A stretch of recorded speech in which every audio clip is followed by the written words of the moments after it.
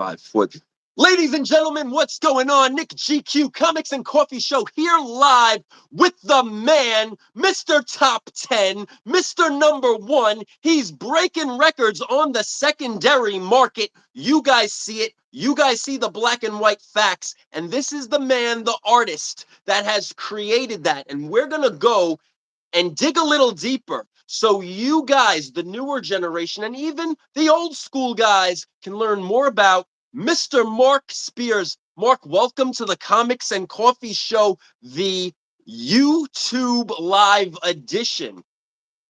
Thanks, Nick. Thanks for having me, man. I really appreciate it. Thank you. Thank you. To bridge this interview, everybody knows that I was recently at the Fanatics Fest, the first inaugural Fanatics Fest in the Jacob Javits Center. A young man who knows I love monsters brought me over your cards. And he's like, Nick, did you see this yet? I'm like, no. I'm like, but I know that artist because I know of the one-of-one sketch cards. I know the secondary market. I know Mr. Spears has been doing Spawn covers Image. I know that he's doing 1 in 25 variants over at DC. And then I see this big project. And I seen the pre-sales happening on eBay around November 25th. And then I dug in deeper. And I wanted to ask you, when was the day that you decided to take monsters to comic books? Because I seen the Kickstarter and it did very well. Let's see. So basically, okay, if you go back years ago, I was working for a, a place called Corgi. They actually invented the Hot Wheels car, the little die-cast little car. Yes. Okay, they had at that time the Batman license, and they also had the Marvel license to do statues, figurines, and stuff like that. And I was working for them on Marvel stuff and DC Batman stuff. So I was a Batman concept artist and a Marvel statue concept artist. They had said, "Hey, those licenses are very expensive," and they said, "We're going to." We're thinking about branching out the following year, and what can we do that's public domain, right? So they had gave me. They said, "Hey, can you do some concepts for like a Robin Hood statue, a King Arthur statue, Merlin, things like that?" And I was doing those, and I said, "Hey, if you're looking for something that's public domain that people will buy, I would much rather have a Dracula statue or something versus a Robin Hood or Merlin. Even though if I could do them great, the horror stuff would sell better, like a mummy, 100%. werewolf, and all that." And they were like, "That's public domain," and I said, "Yeah, it's public domain." I said, "As long as you stay away from their designs." So I'd actually at that time was the first time ever. Mark Spears Monsters was born. So I came up with concepts for 4 statues: a werewolf, mummy, Dracula, and Frankenstein, and even came up with a logo and all that. But it said Corgi's Monsters, right? They liked it. We were going to probably go forward with that because they were like, "Hey, this is cool." And I showed them the old models, the Aurora models and all that. And I said, "This is what we need to tap into, that feel. I could really do something great on the box art and all that stuff." Um, the sad thing was Master Replicas, who was a huge company at that time doing lightsabers and stuff like that, they merged with Corgi that following year, and Corgi shut down their U.S. office. That was only over there in the U.K. So that killed the monsters idea. Didn't happen. But I always had that sitting there, and I was like, one day I'll just get that, and it'll be Mark Spears Monsters. I'll just Yeah. rebrand it, and I think I could do something with it. What that would be, I didn't know. So then comes oh gosh, when I was trying to break into around 2014 or 15, I was trying to break into the horror magazine cover artist. There was more horror magazines at that time, Yes. and I was wanting to send them in some samples. So I started doing little portraits of my Frankenstein and my Dracula and all that kind of stuff. And they were kind of crude, but I would send those in and try to get work. I finally got a little bit of work from Diabolique magazine, gave me some covers where I did like Christopher Lee and things like that. And they were all, I think I only did three before they stopped doing print media. They went all the way to online. But for those three covers, I got nominated for Rondo Awards for all three. Got that rondo. That's right. Yes. Yeah. And then before that, I had no idea what a rondo was. They would say they told me when I first turned in the cover, they was, oh man, this will probably get you nominated. And I think I got second place on all 3 years. But I was like, I didn't even know what that was. But yeah, it's coveted in the horror industry. Yes. Everybody wants that. So then I tried to develop the monsters a little bit more, the main like core ones, and thought, well, maybe I could sell prints of these, and Yeah. maybe sell like 5 a year is all I did, and so that was kind of done. And then in 2020, I was really struggling with art around January, February. Because my stuff just I couldn't get anything to sell. I transitioned over to sports art. I worked for Upper Deck for a little I while. seen that great. You did some great Alabama art. I Yeah, seen yeah. that on your site. I hope everybody checks out the site. Now, I just noticed something though on a Comics and Coffee Show live interview that we are on right now. It is not allowing me to post up some things that I Oh, actually did images. have in the Okay. images. So what I will do is after the live interview, I'm gonna then do I'm gonna come up and do a video and just touch base on all the aspects of Okay. what we're talking about, so I could show the viewers Yeah. also too the physicals. But yes, that Alabama art and the sports art is amazing. Well, I started doing that, and I really enjoy because I'm from Alabama, so I did that Yeah, was first, and that did pretty well.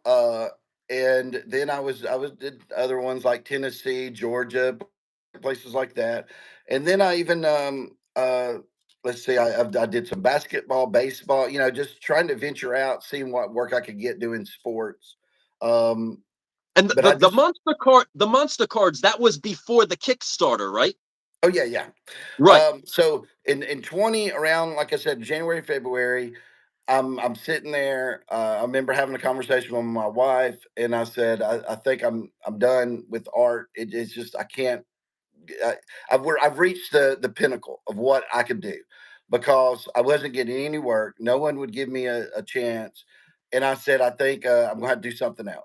So I even ordered. My sister was saying, well, you should go in because I was doing art full time since I sold my comic book store in 2000, 2002, something like that. So I've been doing for 20 years, just Yeah. doing just art. And I was like, okay, I got to quit doing that. I know that I remember my sister said, oh, you should go into like cybersecurity or something like that. That there were jobs here around Huntsville, Alabama that needed that. So I even had a book I got from Amazon to study for, because you got to pass a test or something.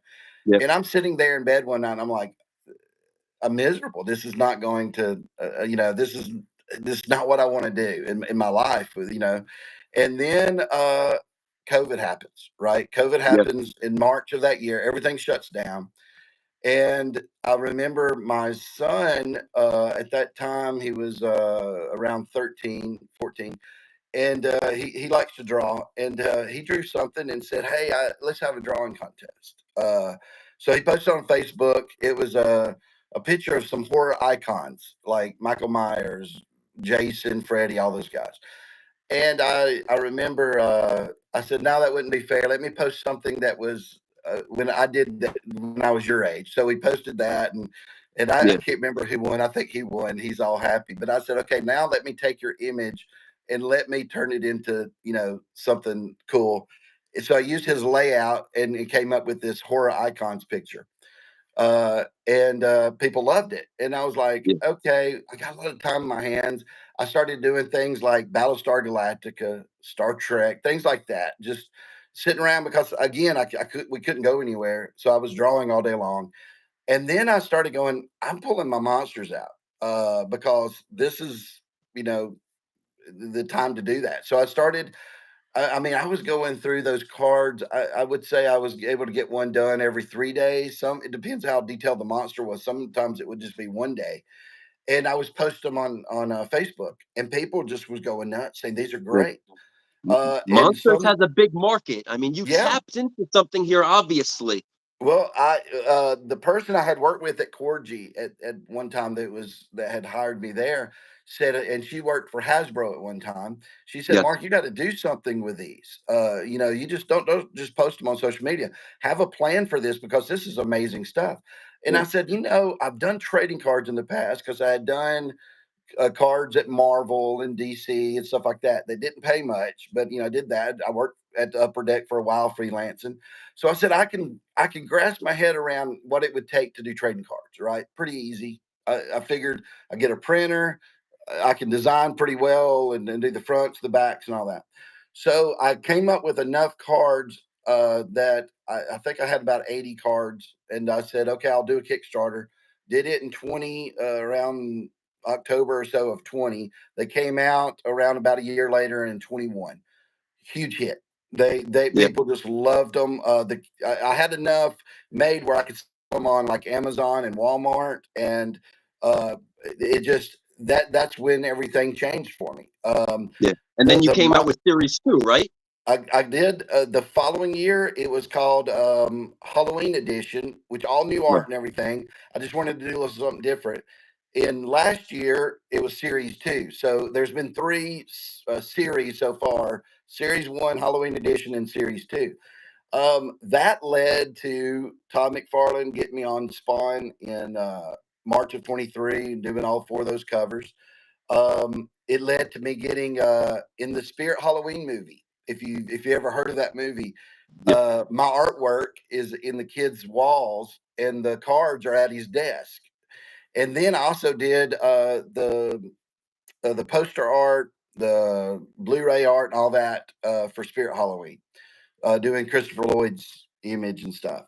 So all these little bitty things like that started happening, which was great. And then it's just you start. It's like a snowball effect. You start doing a little bit more, and more people see it, more people hire you. Yeah. So it started working out. So the cards, though, I remember telling somebody when the first set of cards came out, I said, the dream, though, would be to do a comic because that's what I always wanted to do. I love Yeah. comics. I've studied storytelling for 20 something years because I always Yeah. wanted to get in the comic industry. So I was like, if there's ever a point where I could get to where I think a comic would work, that's when I'll do it. So Right. after three series of cards, I was like, okay, I think I have enough audience, even if just those guys bought the comic, it would be worth doing. Um, so I did a Kickstarter last December, and it was a big Kickstarter. Only 300 backers, but we raised 57,000. So that was like unheard of Yeah, that is unheard of. with That's great. only Those are one great guy. numbers. Yeah, I'd researched it and I couldn't find anyone higher that did everything themselves. Normally, a guy will, do a Kickstarter. Some of them's made millions or so, but they have guest cover artists, or they have a writer, or they have, an inker, or they have a Right. colorist. So I was the highest that did everything besides the lettering. Right? I didn't want to do the lettering because it would take me too long. Right. So the Kickstarter happened. The books I get, but again, I'm doing that last year because I can't get much work after the Spawn 4 books come out. I do one Power Rangers last summer. It was a green zombie Power Ranger. And Yeah. then I I did, re I remember, I think you did the pink zombie in 2016, right? oh, no, no, no. The pink was done. Okay. The green Power Ranger came out at New York Comic Con. I had done it in the summer. They released it at New York Comic Con as like a Whatnot exclusive. And it did so well. Whatnot came back and said, we want six more Yeah. exclusives with Mark. So that was like, because again, no one was giving me any work. I done a Vampirilla exclusive for a store. I did a headless horseman, one of the covers for a Dark Horse Halloween special, but Yeah. I could not get enough work at all. And You I were was at like, Aftershock too, right? You did a Maniac of New York, I remember, I think. yeah, that was with 616 Yeah. Comics. Yeah. That was right after Vampirilla, and then I did two Red Sonja covers for them too. Right. And I don't know, I don't think they sold that well because 616 didn't, ask me to continue to do books. Right. So I was like, okay, covers. One, the covers didn't pay much. Two, no one was asking me to do them, and I was like, I need to do about 20 covers a month to live. And I said, so there's no way I can be a cover artist. So then I started trying to get interior work. I was like, interior work would be enough to where I could live. So I asked Boom, showed them some samples. The monster stuff was some of the samples I showed them. No, everybody passed. Spawn did say, even back in, I think it was March of 23, they wanted me to do interiors for Spawn 77 back at that time, but it was under development. Yeah. It was a plot that I pitched, but we didn't know when that would actually happen. It's got pushed back to this year. I think now it'll come out in And 25. you did some pretty cool covers though for Spawn. That Spawn 356, the Yeah, I did. 340. Those are good. Those are strong covers. Yeah, I did those back. Most of them I did last year around the summer or something, and they did not publish one until June of this year. So they Yep. left them sitting there for a year. So no one knew what I could do because you think about it, everybody's holding their stuff. The DC stuff I started doing was last August, August of 23. The first issue I did for DC just came out last week, chronologically, the way when I first did it. Lobo that I did 1066, the Brainiac And Queen. that blew up in the secondary market on social Yeah, media. That 1 in 25 variant right now is a consistent yeah. $40, 30 low, but that one took off. That was a great cover. When Lobo came out, because I had done Lobo around, it was kind of a quick thing. I think it was in March of this year. He said, "Hey, how about a Lobo cover?" And I was like, "Sure," because I love Lobo. And that, that was really good because he told me like, "Hey, I want Lobo sitting at a table." He described kind of what he wanted, and I like it a little bit better if he gives me a little direction, but then lets me run wild with it. Yeah.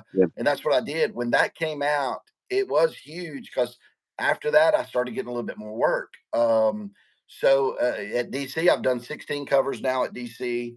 Yeah. But that About logo was a very detailed cover. They Yes, let you run with that one. And I think they should really take a note on that, Mr. Spears, because that's the one that's selling the best on the secondary market. That yeah. is very sought after.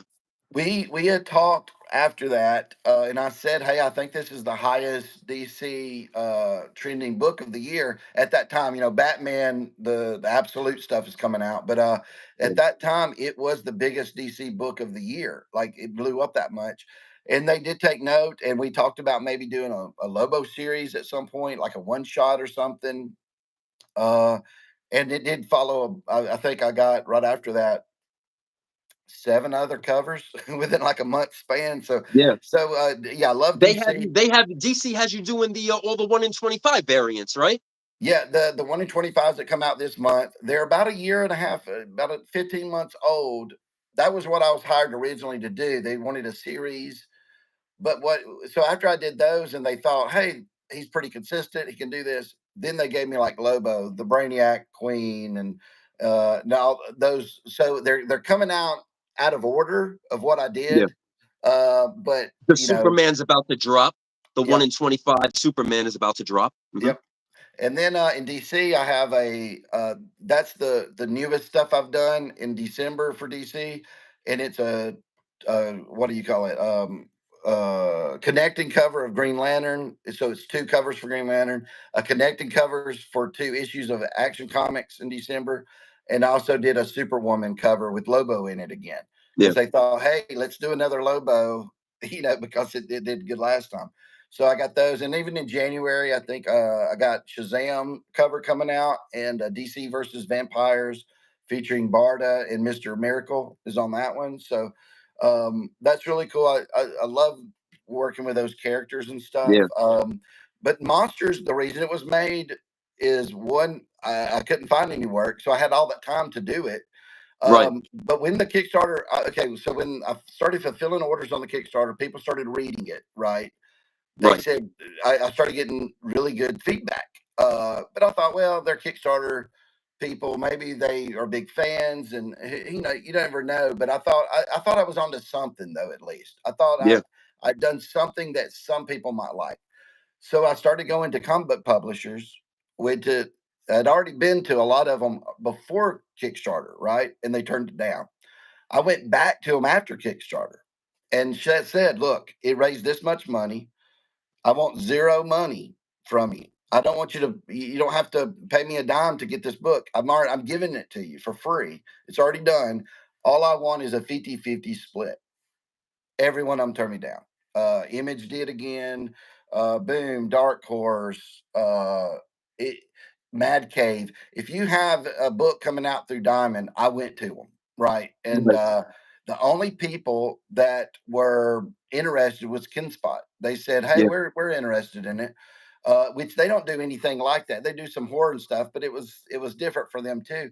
And Yeah. They, they they took were a they were running some political stuff. I think they were they doing were those political yeah, stuff. but they do But then more funny stuff, humor but I stuff. do have to ask you this though, and everybody knows me. I know you're old school too. Yep. Why did you take why did you take the homage cover route to launch those monsters? So originally, and I'm a guy who doesn't like variants. When I started doing my DC stuff, I was like, oh man, they put me on a variant cover, is what they call it. And I owned a comic book store about 20 something years ago. Back Yep. then, it was one cover, right? It wasn't no cover A, it was one cover. One It had to cover. be a special for them to have two covers, something Right. big. So I was when I planned monsters on the Kickstarter, I'm posting the stuff up there before it goes live. I got one cover for every book, right? One, so I had 8 covers. Yeah. And I'm sitting there and I'm looking at it and I went, wait a second though. I get paid for a living sometimes, because at that time I'm doing DC and Spawn stuff to do variant covers. And they put me on these incentive covers so they know my stuff sells well. Am I cheating myself out of more sales by not having any variants, right? Just like two or three per issue. And I started thinking maybe I should do more covers. So then I made the decision, okay, I'll do like 3 per book, right? I'll do 3 different books. And then, so that would have been like 27 or 24 or something like that covers. Yeah. Then I started thinking, okay, there's these variants, these homages out there. I'm not a big homage guy. I don't own any homages myself. And I was like, should I go that route? Because I do like if you see who I homaged, a lot of them are things that I really love, like Todd McFarlane stuff. I'm a huge Todd McFarlane fan. Yeah. Some of those McFarlane Liefeld covers from the New Mutants I liked. Yeah. Things You like you that. threw some Infinity Gauntlet, the Yes, and stuff yeah, like with two that. So nose. if I owned the book, I thought, okay, I do love that, and I love those artists who originally did it.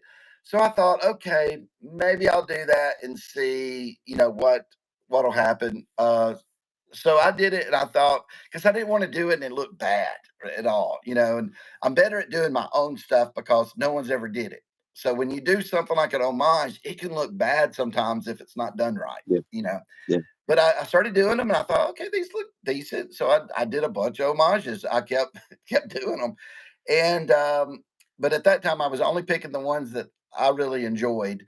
And I noticed on the Kickstarter though, when all was said and done, um, the ones who came in to buy the homages bought just the homages, right? Like if they Yeah. came in, It has a they niche market. it It does does. And Monsters has a niche market. it And different. that's what I was saying, coming to this interview is that, listen, it was what was best for business, I think. Yeah, So to I mean, marry at the that two. time, right? At that time, it did well.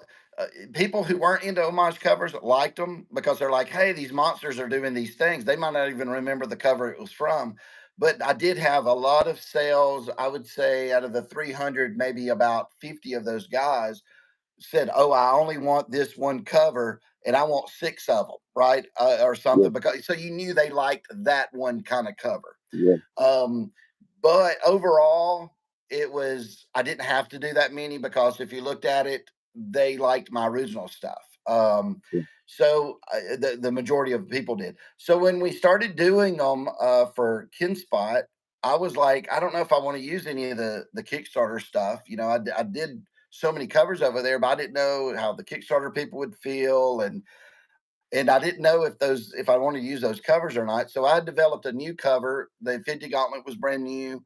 Um, and I think the Hulk 340 homage I went ahead and used from That was Kickstarter. with the Dracula, that was Yeah, beautiful. yeah, The that was one of my Bridezilla took favorites. off. I mean, that was just that Yeah, was, I think, the best, secondary market, uh, winner, yeah, because I did see those pre-sales. They were $5 on eBay. yeah, September 25th. It's history, black and white. And then it goes to, I think the highest sold was $150.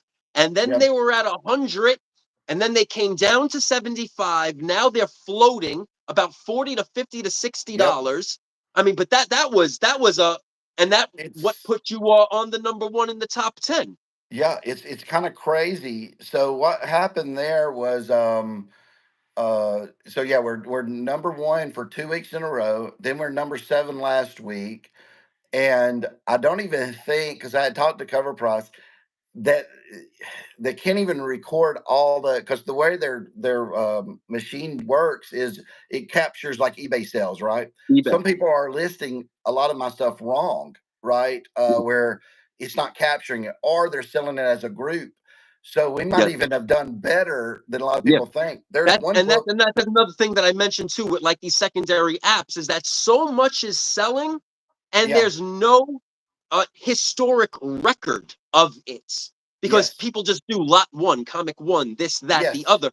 So God yes. knows what really is selling for behind the There, it's scenes. yeah, it's crazy. So today I noticed on the Daily Hot, I went and had looked because I knew they for some reason some of their stuff didn't digest of some sales, and today it updated. They said, and I just went there in the Daily Hot. We have two books from Monsters on it, and it was the Dracula cover where he's dripping blood, Yeah. and the number one A where they're all around looking down And the and number twos come out soon, right? okay, yeah. So on number one, we pre-sold to Diamond 11,000 units, which Yeah. that's pretty good for an independent book with no marketing or anything. We didn't do any advertising, so they said, "Hey, that's actually really good." It's not a hit because you can't live off of that many units, but it did very well, is what they were saying. Well, everybody tells you that number two will always have a decline across the board, right? No, I don't care if it's absolute Batman. Number two, absolute Batman will have a decline because everybody gets number one right to bag and board, put away. Yeah. The stores order more of number ones, and when number two comes out, they're going to order maybe 50% less. Uh, the normal decline, if you can hit 20, I think it's 26 to 30% decline, you've got a hit. That's what they say, Right. and that's the decline, right? Okay, But I just want to we intervene though right now. You said okay. Go something, ahead. two things very important. I think remember now, this is a market investment show also. We're not here to Okay. really hype stuff. We're here to keep it real and talk to great people like you. You see how it said though, you said that it was like limited printing and Yes. actually like 11,000 units. But you see, I want to keep this positive. I would Yeah. say garbage about other things that are mass printed. And you know that Oh yeah. things get mass printed and multiple variants and but what you said was very interesting. Mhm. Only 11,000. That's 11,000, and that's every cover, every variant, whatever. If it has Right, that monsters, went out. monsters number one, 11,000. Right. And one thing that Kenspot did, I didn't even know they were going to do it, and I love it. And I love Kenspot. In the back of my comic number one, they list all the covers that were made and even Yes. the print run underneath it. No other comic publisher will do it because they're too scared, and I There you go. love that. I was just gonna say that, and I was gonna say that I noticed on the back of that cover, and that's a win. Like this is Yes, I actually something true and something yes, special. There's I no hidden nonsense. yes, I love it because they will. You can go to any company, just independent, but as long as they're big independent, they will not tell you their numbers at all. They Nope. have books on. They have books they're putting out that are probably costing them money, and they don't want you Yeah. to know that. So we're honest and transparent, and I love that. I'm like, hey man, that's exactly what I want in a company within Yep. Kinspot is was the best fit for me. It all worked out. It's like it's just destiny over there because I'm a guy like on my Kickstarter ones, right? I could keep printing those forever, right? To infinity. I don't I and call them a first printing or something. I could do that. No. I'm what I did was when I realized I was going to do that with Kinspot, I said, after these Kickstarter orders are fulfilled, which I ordered just enough for the Kickstarter, those are done. If we print them again on their Kinspots label, that's different because it's a different, it's a different cover. But I'm not going back and doing that because I want the people who invested in me, hey, Mark, I think this is something, and did the Kickstarter with me. I want them to have something unique. Only 1,500 Kickstarter copies were made. That's from 8 issues, right? Some Yes. covers are down to only two were made. I mean, it's just the way it was.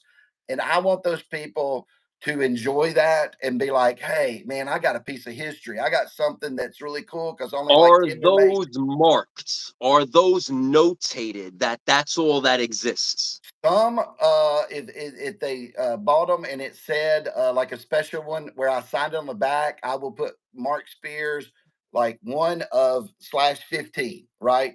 That's how many were made and printed. On those others, they're not.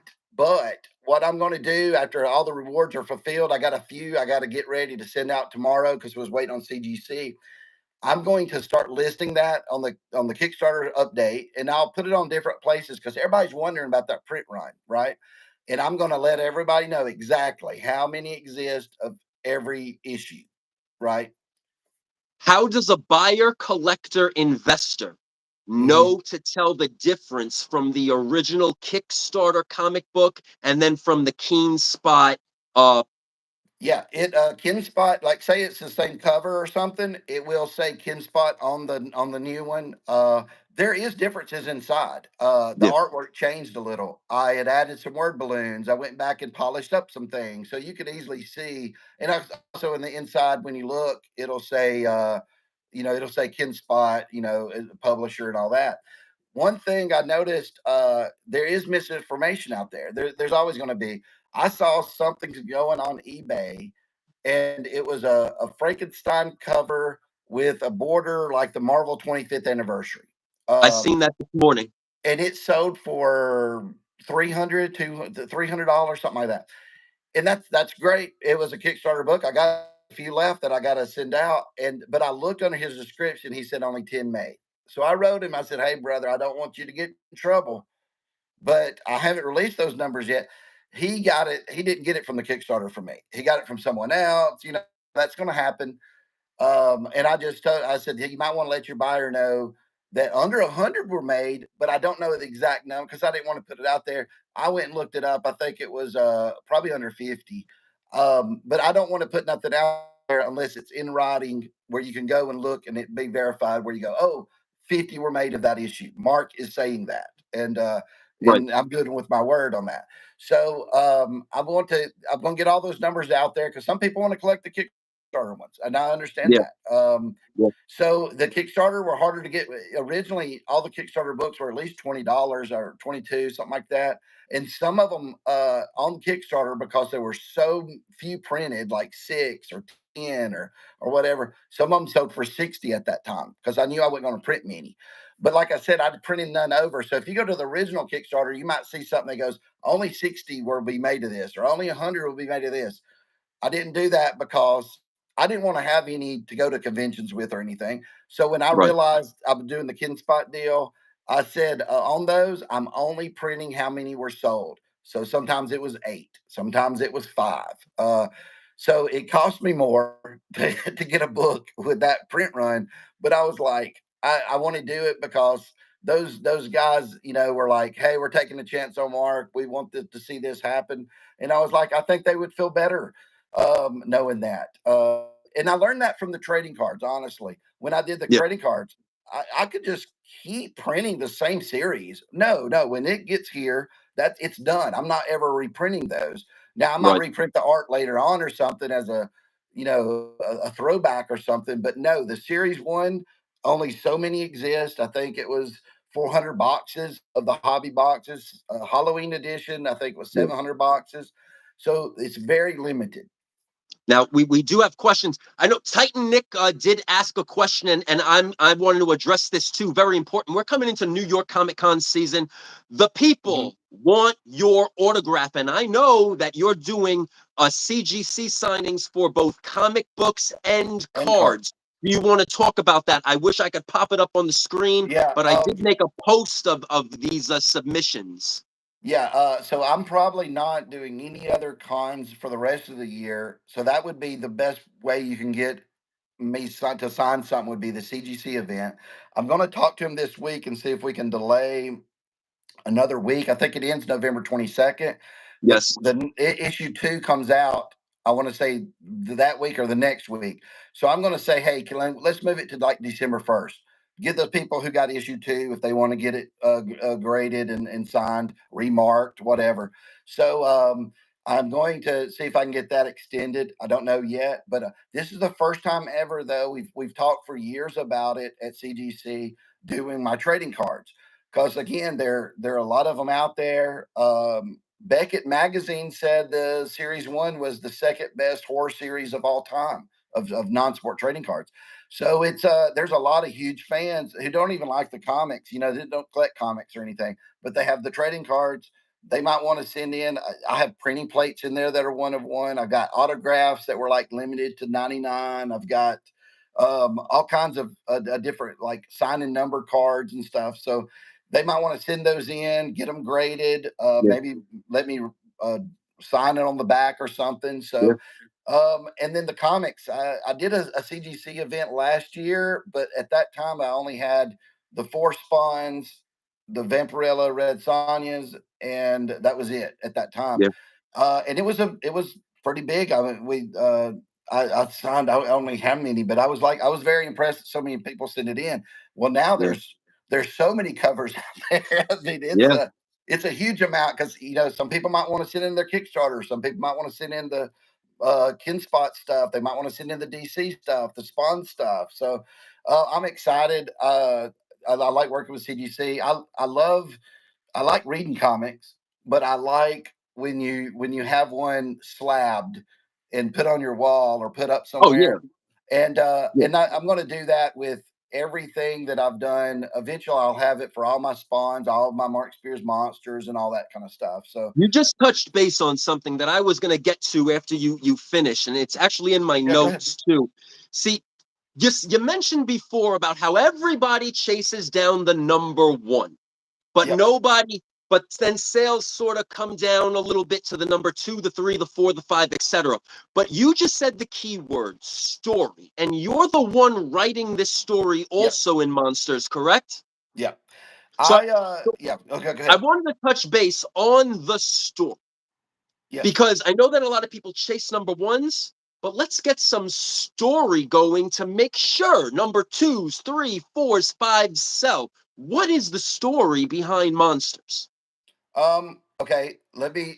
I'll answer that in a second, because you just reminded me. I forgot to mention this earlier. So when I told you about there's usually a decline in number two, we're the only one that we can find You didn't out. have a decline. We didn't have a decline. We're No, up I know that. 30%.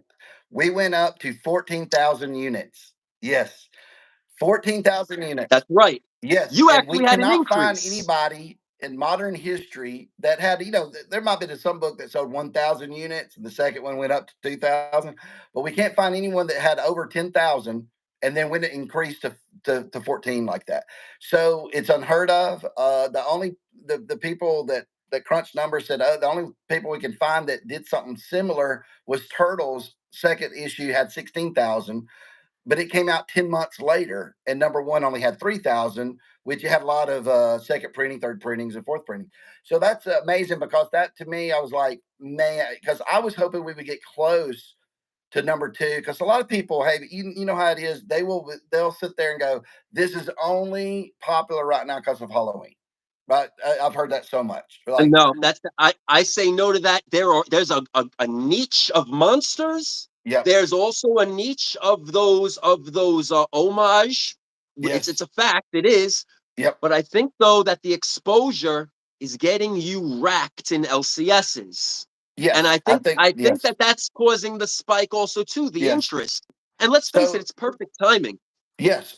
So then I go to now about your question about the story. So when I do a signing or something like at a store, uh, I love it when you could tell there's a guy who'll come up there and get me to sign it, and I'll ask him all. I say, well, how'd you like it? And some of them go, oh, I haven't got to read it yet. But then there's some that will ask me questions about the story and stuff. Those are the ones I really like because they actually Yep. took the time to read it. Hey, you Yeah. collect the stuff. If you like it just for the covers, great. More power to you. That's awesome. Uh, I think you would get more out of it. It's a shame because if you'll just flip that cover over, there's some cool art inside and a cool story. I think so. The story though is on Kickstarter. I was thinking, okay, I got 8 issues.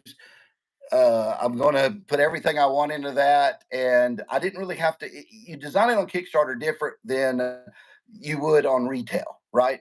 Because Yep. say you went over there, Nick, and you would have got 8 issues. Well, if you didn't like issue one, you're probably still going to need to read issue two because you already bought all 8. You're going to keep Yeah. going. Retail is different. I have to keep their interest more. So I did go back in issue two, and I thought, okay, one, we did well in the first one. There's not a lot of monsters in the second one because I do focus on some other things. You do have some monster stuff in there, but I added 8 more pages.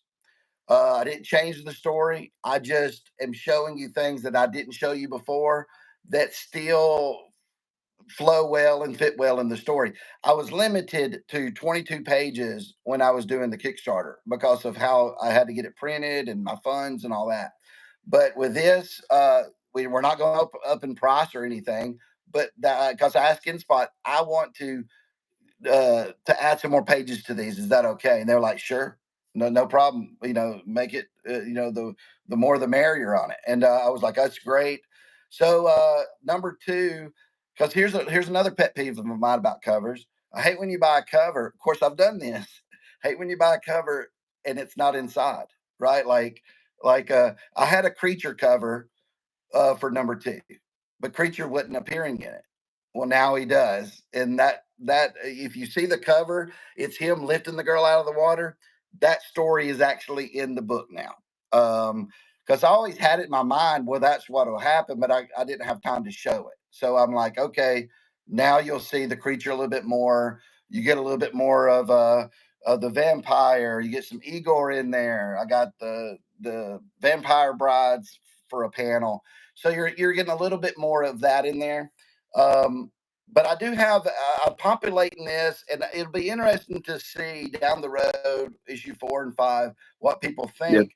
Because I'm populating this with not just the classic monsters, they're in there, but I have my own take on the other things too that are in there. I've got robots that show up, and down the road, I've got oh gosh, I have my own little team of terrorists. I've got a two-headed guy that's I got all kinds of stuff in there. Yeah. Anything that I liked from the 80s, I threw in a pot, mixed it up, and said, what can I make it my own?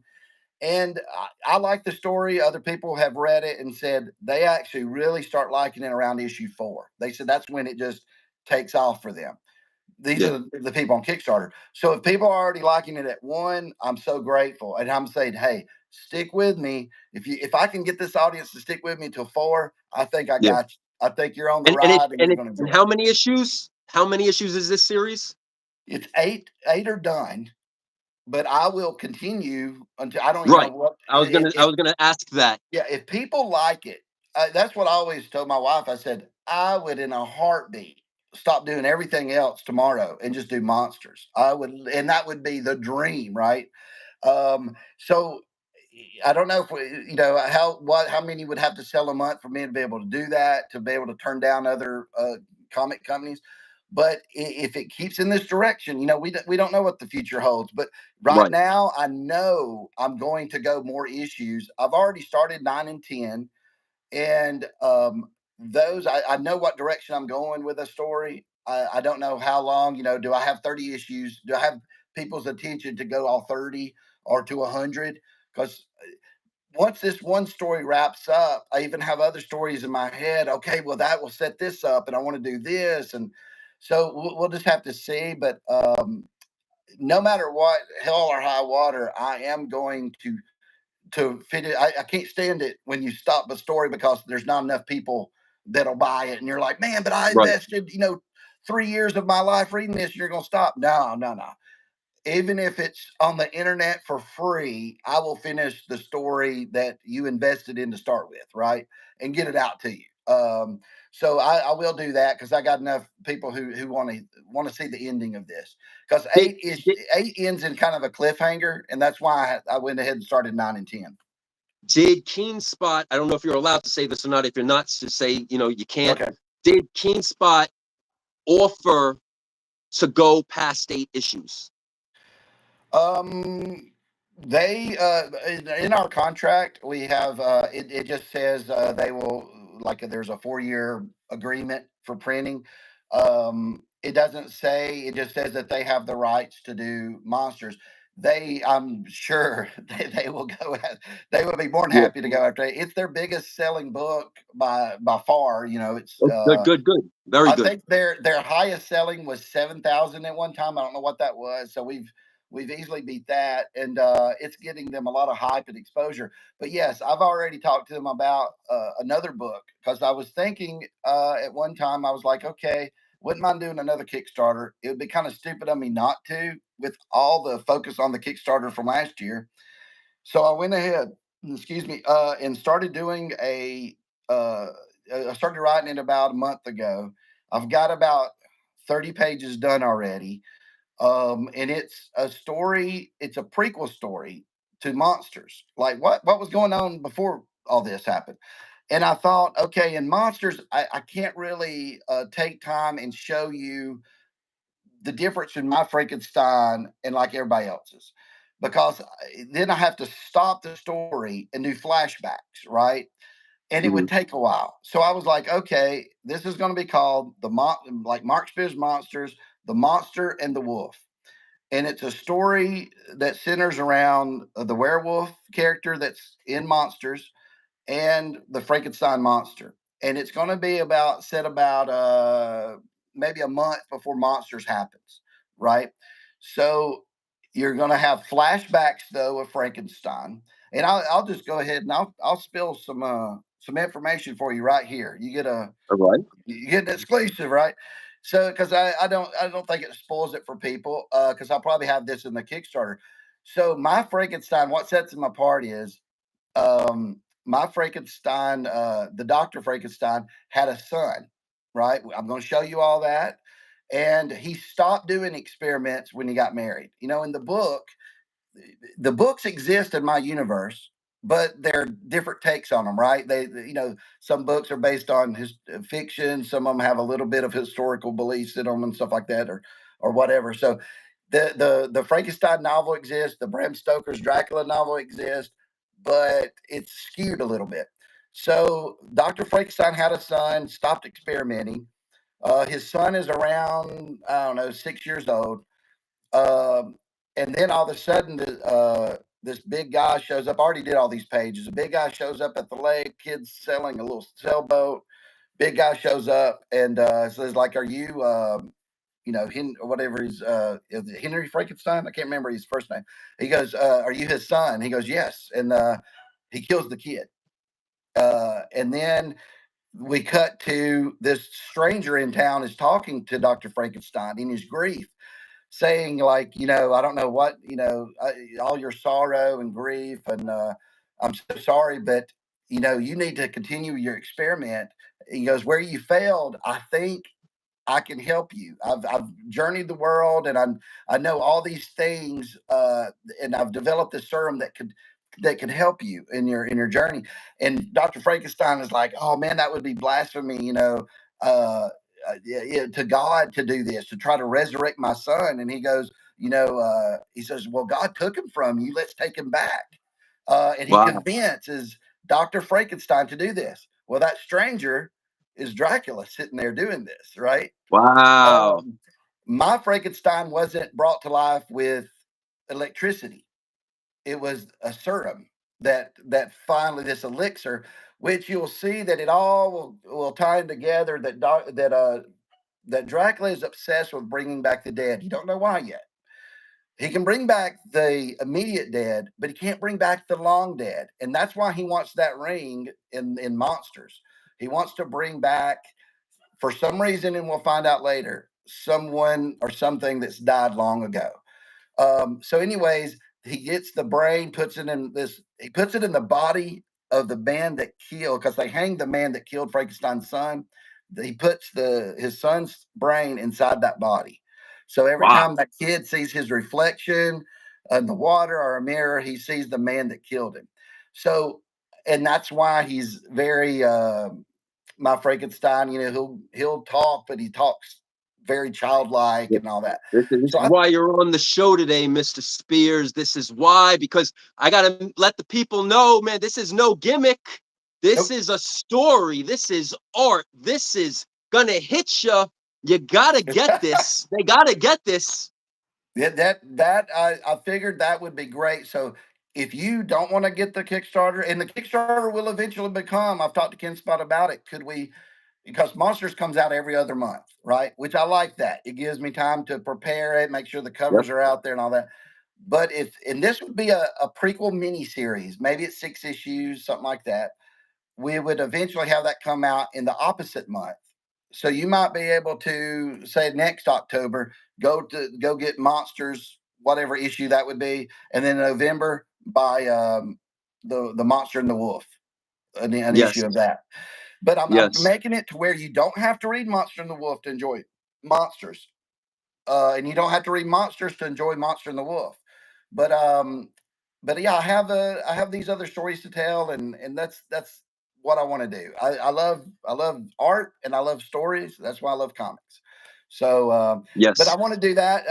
I'll have more information on Monster and the Wolf. It also dives into the werewolf's past, and dude, I got some characters that are going to show up there that'll eventually show up in Monsters. So it is all going to tie in together, and I'm basically making a whole little universe of my characters, which is what I want to do. So and Kid Spot's behind me and give me the green light to do what I want. So I dropped that Kickstarter link in the chat, oh guys. I yeah, dropped the great. Kickstarter link. Yeah, Mark Spears Kickstarter Monsters. You guys can find it online. You guys could. Mark Spears art is on Deviant Art. You have Mark Spears on the CGC. He's doing signings for comics Yep. and cards. Deadline so far is November 22nd, but you heard from Mr. Spears. He's gonna try to get that extended so issue 2s can come. Guys, check out Mark Spears' Twitter. It's amazing, and he's teasing some Spawn covers coming from to 2025. You gotta follow to be on the know. You want to know? Follow Mr. Spears because he puts those teasers out. Let me ask you a Yep. question. Did Marvel call Yep. you? No, well, Marvel called me back when I was a kid, when I was about 17, 18, 19. Marvel had said and told me I would never work in comics back then because I was sending in so much stuff to them every month. I have reached out to Marvel here recently in the last year, asked them for some work. Didn't get any. Uh, will I work for them in the future? Maybe. But I'm also a guy that I like home team stuff. I remember back in the old comic days where you would say, "Oh, that guy over there only works for DC, or that guy only works for Marvel. He never crosses over." Now they had Right. contracts for that, Yeah. and I don't have an exclusive contract with anybody, so I could do anything with whoever I want. But it doesn't bother me. Will there be Marvel stuff in the future? I can't say. A lot of times there is things that I work on, like I said, that comes out years later. So I don't want you to have me on in like a couple years ago. Mark, you didn't tell me that you were doing. Sometimes I don't say that, but as far as comics go, though, no, I don't have any Marvel comics on the horizon or that I've done. Would I be interested in doing one? I thought about it. I've even talked to some guys about doing an exclusive over at Marvel, like, for a store. Because again, I've never done anything on Marvel Comics. So it would be neat to control my first issue by teaming up with some stores and saying, Yeah. look, it's going to I be was on gonna say a that too. Like you got all these guys, like the better guys, not the guys that are running gimmicks. The right. better guys that do the real comic books on the Yes. DC and the Marvel and the shout out to Bulletproof Comics. I gotta say Yes. that in Brooklyn. I mean, I gotta say that. But you got good guys that drop these Marvel and DC books. Shout out to Bird City. He does he Yep. does great Dark stuff too. City. They do. Jesse Yep. James. Like there's guys that drop these books. So it's good to know that. I mean, you are open. I mean, I hope they Oh come yeah. calling you. I like seeing them calling great artists. That's important. Yeah, I'm hoping. Again, the things started taking off with Lobo. I've noticed an influx there. The monsters, I haven't really. A lot of people will say like, "Man, your life must have changed with the monsters book coming out." Not so much. I mean, like in the industry, I think right now they're like editors and stuff like that for other companies. They probably are looking at it like that's a fluke. It's Halloween. But if we still keep pounding the pavement and we're out Yeah. there where, hey, if issue 3 does well, like in January, what are they going to say then? Like Yeah, it's I could because listen. I you could know, even attest to this that what you're doing definitely not a fluke. The numbers are there. And when the numbers are there in the secondary market, yeah, that's showing off your art. Let's face facts. yep, A lot of people are not readers. They like covers, they like art, they like to back real artists. That's why right, you're on the show today. I had to come and get you. But the thing is this, you got a good story going, you're yep. running with the keen spot, cool. You even said what's next. You even said what's next. Are we? There's a question now. Kevin from Georgia, who loves Oh, your cards, is a series 3 gonna come? And there's yeah, a second yep. part. And there's a second part. Okay. What about other character cards? Yes. Okay. So I am going to do a series. It's going to be called Mark Spears Monsters Halloween Edition 2025.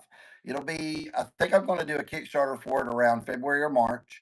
That way I can, get the cost of printing them and everything. They might be a little different this time to where now I have connections. We actually might get them in all the comic book stores, right? And solicit them through Diamond or something. So to make them more available, because I'm finding that people want them. Before it was taking about take about 10 months to sell out. Um, but they're very limited quantity. So I wouldn't mind making more and maybe get the distribution through Diamond and stores and stuff like that. More character cards. There's a lot of characters. Like the last one. Okay, so someone was looking at licensing some of my stuff, and I had to get a character list. I got over 200 characters that are, already. So, but I'm always open to making up more for cards. I love doing cards because it's just, one image and I'm done. I'm moving on to the next one.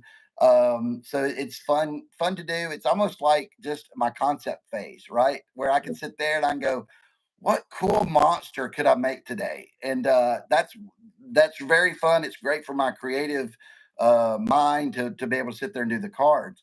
So I will do more characters and more characters from the cards because I know a lot of people's favorites. It's odd, Nick, but I did like polls one time, and I was like, "What's your favorite characters from the cards?" And like top 5 were not even the classic monsters; they were all like new creations. They're Wow. in the comic series, Wow. so I took note of that, and I said, "Okay, they're in the comic series." honestly, at one time when I sat down to do Monsters the Comic, I was like, maybe I should have these classic monsters in it for an issue or two and then just kill them off.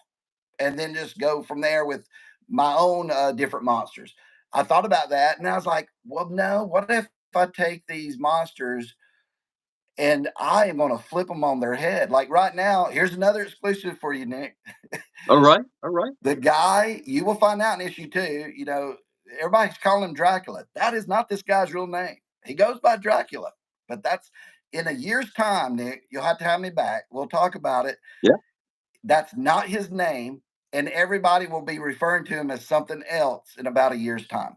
Wow. And All right. and it'll be That shocking. And that's what I want. I want to get you in there, go with thinking one thing, and then in a years later, you're like, oh my gosh, I didn't see that coming. I didn't know that. So a question from James in California.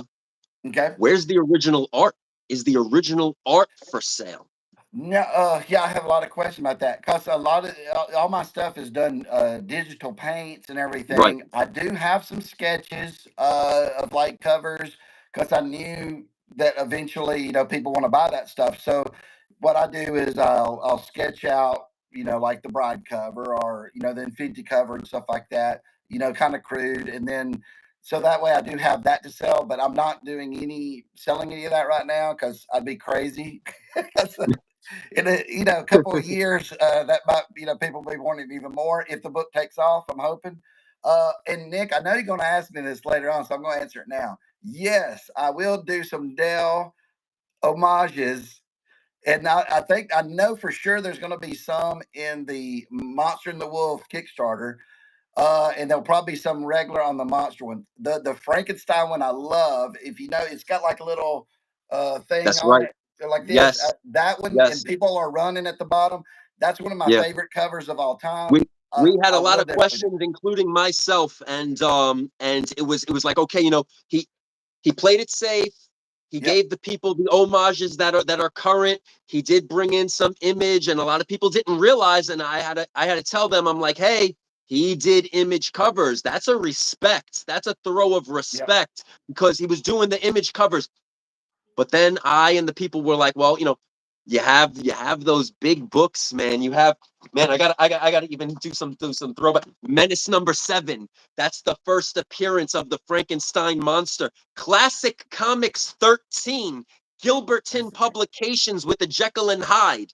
Eerie, oh, Eerie, 1947. That's Eerie #1, 1947. And you said that Frankenstein monster, 1963. I think the people want to see it, man. you I gotta think send me the that people want to list. see it. Yes, I am kind of overdoing. Like, I don't want to do a John Romita Spider Man where he's walking away from the suit. I don't want to do things No, like yeah, that right, because I've right. seen that. But this kind of stuff really excites me because it's a deep cut for monster comic fans, right? And I think I can make it look good enough to where people who don't even know what it's from would love it, and then people who do know what it's from, it's a cool That's place in their right. heart. Education, education. Yes. Mark, what was your first published work? Ultiman, it was for Image Comics. It was called Giant Size Ultiman #1. I did interiors for it. I did like the pencils. I did like it's a anthology thing, I think, and I did like a 8-page story, something like that. And it was in 2001 when it got printed. That was the first. The first cover, I believe, is Vampirilla from. It was a 616 exclusive. It came out around I want to say it came out in 22, like the end of 22. 2022 Dynamite Entertainment, right? Yeah. And Vampirella Mind Warp. yep. But I now remember. I remember. I yep. But remember. the weird thing there, like in lore, is the spawns were the first thing I did, but I did those early. I had them done in the third quarter of 22. Before I did anything else, I had the fourth spawn done. And then Vampirella, I reached out to them. They said, oh, yeah, we'll have you do this. So really, I did spawn first, but Vampirella came out first. And So it's a little Leonard fun there. Leonard asks a great question. Who are your artistic influences? Um, okay, for comic books, it would be the main guys like Jim Lee, McFarlane is probably #1 on my list. Neil Adams, John Byrne, Gary Frank, Alan Davis. All those guys got long boxes with just their artwork, right? Instead of collecting, I had books where I'd say, okay, here's Iron Man or here's Fantastic Four. But I would buy two so I could have a long box of just that artist. Um, so those guys, even Rob Liefeld, I loved his covers, especially when McFarlane inked him.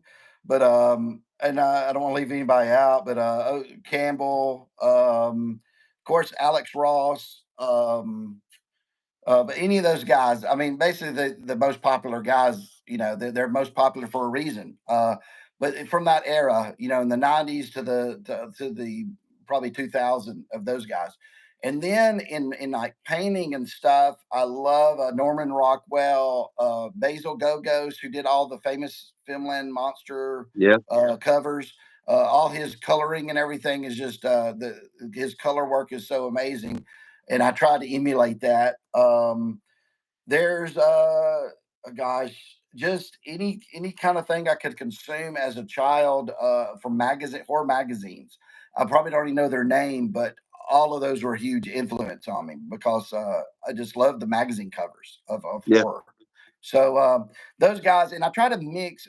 I do it just the same way as I do when I'm writing a story. When I'm mixing all the elements of stuff I like, I try to put in everything I love about every artist and put it in a pot and mix it up and go, okay, I want to have McFarlane's dynamic, in your face, splash pages and stuff. And I want to do Kirby's storytelling, and I want to do, Jim Lee's anatomy and Alex Ross's painted style. And so I try to mix in all these different things and come up with a monster. Awesome, man. Awesome. Is there anything else that you wanna close out the interview with and tell the people? That's about it. I'm so grateful. I saw your video the other day, Nick. And you were Don't get talking about those scared, emojis, man. and I saw that. Dude, it suggested it for me on YouTube, and I clicked it. I went, wait, I think that's the guy I'm doing an interview with on Monday.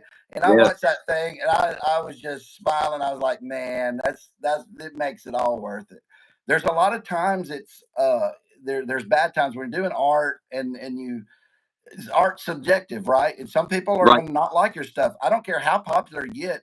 That's even you're going to get more people who do not like your stuff, right? The bigger audience, Yeah. and and those naysayers and haters and stuff, that it hits you hard. But when you hear someone passionate that likes your stuff, it just makes it all worth it. And Yeah. so I really love it. I'm so grateful to you, brother, that you're a voice over there for me, and I Yeah. appreciate it, man. I really Yeah, do. man. Mr. Spears, thank you for joining us. This was a great episode of the live YouTube version of the Comics and Coffee Show. Guys, remember, deadline so far, but you heard from Mr. Spears, it might be a extension. November Yeah. 22nd. Get your books into the CGC and your cards as Yep. well. And I love seeing those eBay sales for the older works in Yes. Image and Dynamite and the Power Rangers. I watch it every day. Thank you for coming, Mr. Spears. Thank Audience, you. thank you so much for tuning in, friends. We will see you soon. Have a good night, guys. Thank See you. you later.